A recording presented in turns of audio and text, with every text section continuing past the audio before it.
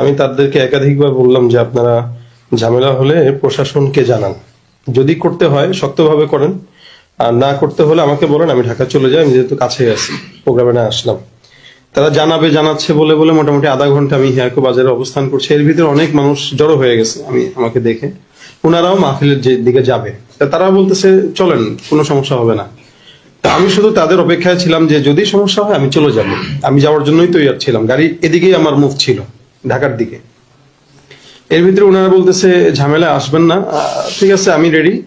হুট করে আরেকজন যিনি আমাকে দাওয়াত দিচ্ছেন মূলত, উনি আমাকে বলতেছেন যে আমাদের প্রায় 30-40 জন যুবক চলে গেছে হুন্ডা নিয়ে, আপনি ওদের চলে আসেন, সব ক্লিয়ার হয়ে গেছে। তো যখন যুবকরা এই পর্যন্ত চলে আসছে হুন্ডা নিয়ে, তখন আমরা রওনা দিই। মাঝখানে আবার গাড়ি রোধ করে বলতেছে হুজুর ওখানে নাকি ঝামেলা হচ্ছে, মানে এটা কমিটির কেউ না, এখানের একজন আলেম বলতেছে ঝামেলা হচ্ছে। তো আমি বলছি তখন আমি গাড়ি নিয়ে রিটার্ন যাই।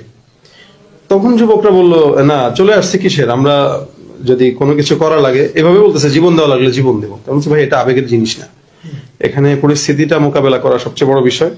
আমরা পরিস্থিতিটা শান্ত হোক, পরে আসবো। এখন এতগুলো মানুষের মাঝখান দিয়ে তো আমি ঢাকায় যেতে পারি না। তো এরা আমাকে সামনে নিয়ে চললো, আর যে এলাকার নাম বলছেন ওখানে যাওয়ার পরে দেখি কিছু যুবক লাঠি আরো অনেক কিছু অস্ত্র নিয়ে দাঁড়ানো। তো ওরা গাড়িতে দরজা টোকা দিচ্ছে আমাকে বের হওয়ার জন্য, বের হন। তা আমি বের হলাম, বের হওয়ার পরে একজন গাড়িতে আঘাত দিবে। আমি বললাম ভাই কেউ গাড়িতে আঘাত দিয়েন না।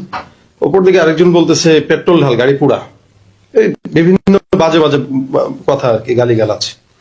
তো আমাকে বলতেছে আপনি হুন্ডায় ওঠেন। আমি বললাম গাড়িতেই যাই, হুন্ডা উঠে ঠান্ডা লাগবে, তা আপনার সাথে এখানে আমরা ভালো ব্যবহার করার জন্য আনি নেই। পাশ থেকে অনেকেই যে কথাগুলো বলতেছে, তো আপনি সুন্দর মতো কথা শুনেন, আমরা আপনার গায়েও হাত দিব না, অসম্মানীয় করবো না। আমাকে অসম্মানী না করলে আমার গাড়িতে আমাকে যেতে দেন, আপনারা আপনাদের হুন্ডায় যান। না হুন্ডাতেই উঠতে হবে। তো আমার পাশে আমার ছোট ভাই ছিল, ও বারবার মানা করতেছিল হুন্ডায় উঠবে না। তো আমার পাশে ড্রাইভার আর দুইজন সফর সঙ্গী, দুজনকেই যথেষ্ট আঘাত তারা দিল, অনেক মারলো। এর ভিতরে তারা আমাকে সেভ করতে যায়, তারা মারটা খাইছে আর কি।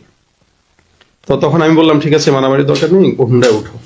এর ভিতরে হুন্ডায় উঠলাম, আরেক জায়গায় এসে একটু ব্যাকে আসলো, এসে একটা জঙ্গলের রাস্তা দিয়ে নিয়ে গেলো আর কি। তা আমি বললাম এদিকে কোথায়, আপনারা এমন জায়গায় বসেন যেখানে মানুষ আছে। কারণ আপনার কোনো টেনশন নাই, যান চলেন, কথা ওখানে হবে। কোথায়? আমাদের দোকান আছে, ব্যক্তিগত দোকান আছে। আচ্ছা ব্যক্তিগত দোকানে আপনারা এটা কোন জায়গাটায়? পেরেশানি নিয়েন না। আচ্ছা আমি পেরেশানি নাই, কিন্তু আমার তো জানতে হবে কোথায় নিচ্ছেন আপনি। এই বলে বলে তারা একবার এইদিকে দাঁড়া, একবার ওদিকে দাঁড়া, অনেক দূরে নিয়ে গেল। এর ভিতরে মাঝখানে কয়েকটা জিনিস বললো যে আপনি এই দেলোয়ার হোসেন সাইদী সাহেবের ফাঁসি চাইছেন, সাকা চৌধুরীর ফাঁসি চাইছেন শাহবাগে যে। তাই বললাম ভাই আমি সাকা চৌধুরীকে ভাবে আমাদের জানা নাই, মানে সালাউদ্দিন কাদের বলতেছে, আমি ওনাকে ভাবে জানা নাই। যাই হোক চিনছি বিএনপির, বাকি উনার ফাঁসি চাওয়া বা উনি কি, আমি এগুলো কিছু জানি না। বাকি সাইদী সাহেবের বিষয় যেটা বলতেছেন, এটা হলো আমি 13 সালে আমি যেখানে পড়ি, আমাদের ওস্তাদরা সব ছাত্রদেরকে নিয়ে গেছে, আমরা তখন ছোট পড়ালেখা করি। তো ওই অবস্থায় আমরা জানতামও না যে ওখানে কি হচ্ছে না হচ্ছে, আমাদের অজান্তেই ওখানে যাওয়া। তো ওখানে ফাঁসি চাইছেন হচ্ছে একজন, আমরা পাশে ছিলাম, আমি তো চাইনি। আর উনি কি বক্তব্য দিচ্ছে আমি জানিও না। এরপরও আমি ওই অনাকাঙ্ক্ষিত বিষয় নিয়ে আমি সবার কাছে আমার ফেসবুকে লাইভে অনেক বয়ানে বলছি যে এটা আমার ভুল, যদি আমি অনাকাঙ্ক্ষিত ভাবে গেছি, এরপর আপনাদের যারা কষ্ট পাইছেন আমি ক্ষমা চাই। আর সাইদী সাহেবকে এদেশের জনগণ রাজনীতির পরিচয়ের ভিন্ন ভাবে মহব্বত করে, তো ওই জায়গা থেকে আমাদের মহব্বত আছে আলিম হিসাবে। তো এখানে তো ওই বিষয় তো ভাই ক্লিয়ার। ওই ইস্যুতে আপনারা আমাকে ধরবেন কেন? ইস্যু তো ছিল আমি জানি একটা সভাপতি বা প্রধান অতিথি কেন্দ্র করে। তো ইস্যুটা ও কেন্দ্র থেকে বাদ হয়ে আমার কাছে আসলো কেন? কয় না আপনি ওটা কেন করবেন, আপনি কেমন তাহলে কি মুসলমান, আপনি কি আলেম হয়েছেন? ভাই আমি তো এই বিষয়ে ক্ষমা চাইছি, আপনারা আমাকে ক্ষমা না করতে পারলে আল্লাহর কাছে কিভাবে আপনারা ক্ষমা আশা করেন? আর আমি মেহমান, সবচেয়ে বড় কথা। তো তারা এক জায়গায় নিয়ে যাওয়ার পরে এর ভিতরে হুট করে একজন মেম্বার গেলেন, মেম্বার যায় বলতেছেন এই কারারে তোরা কারা, কি সমস্যা, হুজুরে কে আনছে? তা আমাকে যায় পরিচয় দিলেন মেম্বার। আমি বললাম ভাই কি কিছু সমস্যা? তো আপনি আমার সাথে উঠেন, চলেন। কোথায়? চলেন। তা ওনার হুন্ডাতে আমরা আবার দুজন উঠলাম। উনি পরে ওদেরকে কারা কারা আসছে চিনেন? ভাই আমি তো একা নতুন, চিনি না। ঠিক আছে চলেন, আমি দুঃখিত আপনার এই কাজের জন্য। তো উনি আমাদেরকে এখানে নিয়ে আসলো, পরে আমাদের প্রশাসনের ভাইদেরকে দেখলাম, ওনারা এখানে আনলেন। সেক্ষেত্রে আপনাকে কোন ধরনের শারীরিক আঘাত আমাকে করেন, ওই যে বললাম আমাকে ঠেকাইতে গেছে, মানে আমার যারা ওরা ঠেকাইতে যে ওরা আমার গেছে।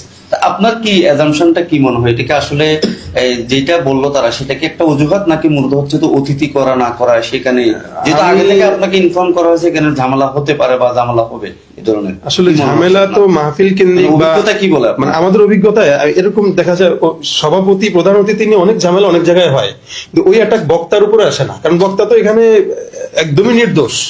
সে দাওয়াতপ্রাপ্ত মেহমান, সে আসবে যাবে, ব্যক্তিগত কোন্দলগুলো ওনারা ঠিক করবে। তা আমি তো জানি যে এখানে ওনাদের ব্যক্তিগত কোন্দল মেম্বারে লাগছে, ওটা রাজনীতি হবে, আগামীকাল এটা ক্লিয়ার হবে। তো ওইটার ইস্যু আমার উপরে কেন আসবে? আপনাকে যিনি দাওয়াত দিয়েছেন মূলত আপনার সাথে কমিউনিকেট করছেন ওই উনি ভদ্রলোকের নামটা হচ্ছেন কি? আজিম ভাই, উনি আমার মুসল্লি মূলত। আচ্ছা। উনি ঢাকায় থাকে, উনি এলাকার জামাই, উনি এলাকার সম্পর্কে তেমন কিছু জানে না। তা আমি ওনাকে বলছি, আজিম ভাই আপনি তো নতুন মানুষ, আপনিও এলাকার জামাই, আমিও নতুন, তা আপনি একটু প্রশাসনকে করেন। তো উনি একবার বলতেছিল আসেন না, আবার ওই মাদ্রাসার মতো আমি বলতেছি হুজুর আসেন, আবার অনেকখানে লোক বলতেছে আসেন। তা আমি একটু দ্বিধাদ্বন্দ্বে পড়ে গেছি, কিন্তু ওনারা কিন্তু লোক পাঠায় দিছে অলরেডি। লোক পাঠানোর পরে বলতেছে হুজুর সমস্যা। তা এখন ওই লোক তো আমার কাছে ছাড়তেছে না। লোক 2-3 জন হইলে আমি গাড়ি ঘোড়ায় চলে যেতাম, লোক তো 40 জন। এই 40 জনকে আমি ওভারটেক করে কিভাবে যাব? তখন আমিও আটকে গেছি, ওরাও আটকে গেছে।